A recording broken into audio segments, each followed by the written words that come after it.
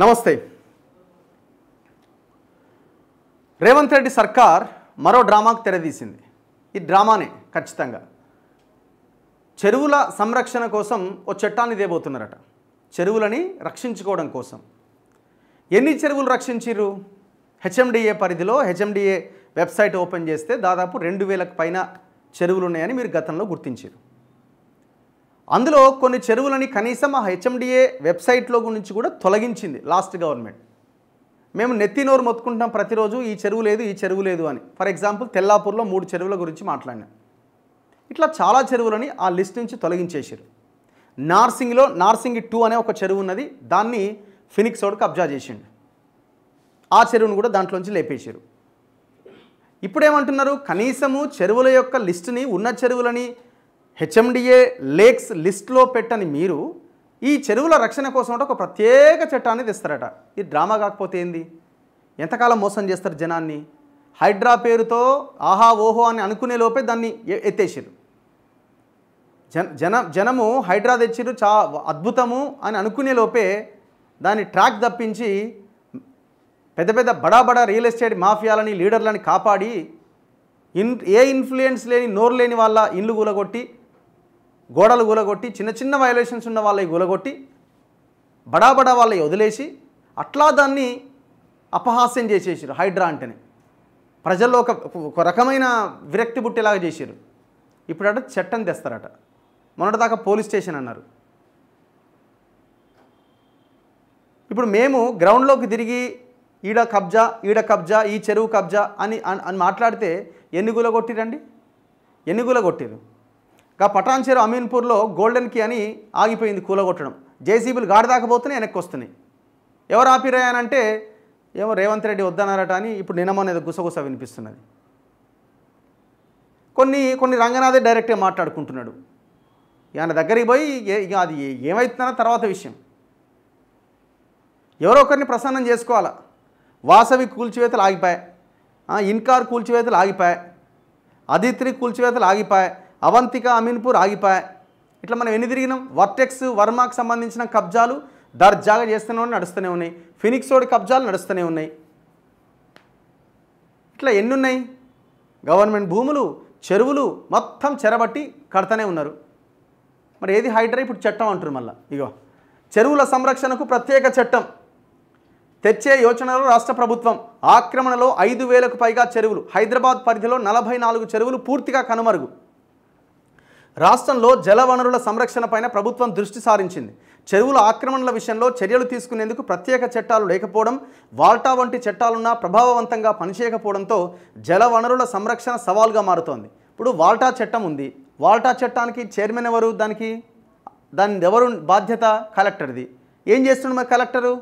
అమ్ముడు పోతున్నాడు. వాల్టా చట్టం అయినా పనిచేస్తున్నదా? ఒకవేళ వాల్టా చట్టం ఇంప్లిమెంట్ చేసి ఉంటే ఎక్కడ ఉండేది? చెరువులు ఎందుకు కబ్జా అయ్యేవి? కనీసం మాలాంటి వాళ్ళం ఆఫీసర్లకు ఫోన్ చేస్తే కనీసం రెస్పాన్స్ కూడా ఉండదు. ఇంత ఘోరంగా కబ్జాకు గురైనాయి. చెరువు భూములను ఆక్రమిస్తే ఇప్పటికీ 1905 నాటి భూ ఆక్రమిత చట్టం కిందే చర్యలు తీసుకునే పరిస్థితి. ఈ నేపథ్యంలో రాష్ట్రంలో చెరువుల సంరక్షణకు సమగ్రమైన ప్రత్యేక చట్టం తీసుకురావాలనే యోచనలో ప్రభుత్వం ఉన్నది. ఇందుకోసం అవసరమైన చర్యలు తీసుకోవాలని ఇప్పటికే ముఖ్యమంత్రి రేవంత్ రెడ్డి అధికారులకు సూచించారు. కర్ణాటక, రాజస్థాన్లో చెరువుల సంరక్షణకు ప్రత్యేక చట్టాలున్నాయి. మన దగ్గర లేకపోవడంతో వేలాది ఎకరాల శిఖం భూములు ఆక్రమణలకు గురవుతున్నాయి. హైదరాబాద్ పరిధిలో 127 చెరువులు, పాక్షికంగా 44 చెరువులు పూర్తిగా కనుమరుగైనాయి. రంగారెడ్డి, మేడ్చల్ జిల్లాల పరిధిలో చెరువుల్లోనే నివాస, వాణిజ్య భవనాలు నిర్మించిన దాఖలాలున్నాయి. రాష్ట్రంలో 63 జలవనరులు, కుంటలు, చెరువులు, జలాశయాలు, చెక్ డ్యాంలు వంటివి ఉన్నట్లు కేంద్ర జలశక్తి శాఖ తాజా సర్వేలో వెల్లడైంది. చెరువుల సంరక్షణకు water land and trees act, WALTA చట్టం ఉన్నది. దీంతో పాటు తెలంగాణ మున్సిపల్ చట్టం కూడా చెరువుల సంరక్షణకు సంబంధించిన నిబంధనలు కలిగి ఉన్నది.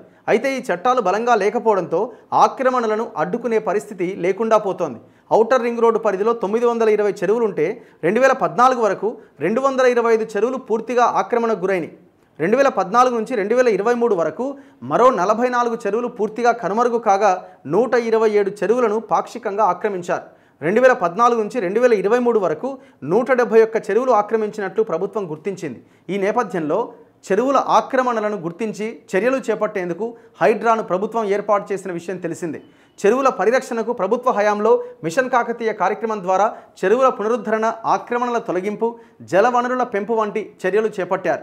ఇక ప్రభుత్వ గణాంకాల ప్రకారం రాష్ట్ర వ్యాప్తంగా 5,000కు పైగా చెరువులు ఆక్రమణలకు గురయ్యాయి. పట్టణీకరణలో వేగం ఇందుకు ప్రధానమైన కారణం. హైదరాబాద్ అర్బన్ డెవలప్మెంట్ అథారిటీ నివేదిక ప్రకారం హైదరాబాద్ దాని పరిసర ప్రాంతాల్లో 2014 నాటికి 3,245 ఎకరాల చెరువులు భూములు ఆక్రమణకు గురికాగా 2023 నాటికి 4,000 ఎకరాలకు చేరుకున్నది. రాష్ట్ర వ్యాప్తంగా సుమారు 20,000 ఎకరాలకు పైగా చెరువుల భూములు ఆక్రమణకు గురైనట్టు మిషన్ కాకతీయ పథకంలో చేపట్టిన సర్వేలో వెలుగు చూసింది. మిషన్ కాకతీయతో గత ప్రభుత్వ హయాంలో 5,000 ఎకరాలను ఆక్రమణ చెర నుంచి విడిపించగా ఇంకా 15,000 ఎకరాల ఆక్రమణదారుల చేతుల్లోనే ఉన్నాయి. వాళ్ళ బొంద మొత్తం వాడు చెరువులు మింగేసినోడు వాడే, మిషన్ కాకతీయ పెట్టినోడే చెరువులు మింగిండు. ఇప్పుడు ఈయన హైడ్రా అంటుండు, ఈయన వాటిని తీపిస్తా చేపిస్తా అంటున్నాడు. 7 వాన్నే ఉన్నాయి, వాడికి అర్థనే ఉన్నాడు పైకి.